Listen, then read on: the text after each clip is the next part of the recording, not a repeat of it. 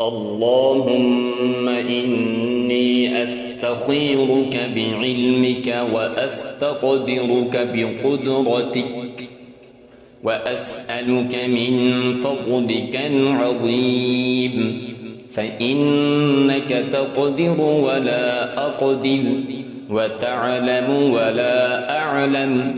وأنت علام الغيوب.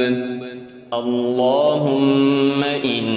كنت تعلم أن هذا الأمر خير لي في ديني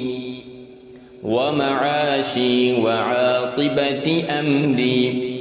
فاقدره لي ويسره لي ثم بارك لي فيه. وإن كنت تعلم أن هذا الأمر شر لي في ديني ومعاشي وعاقبة أمري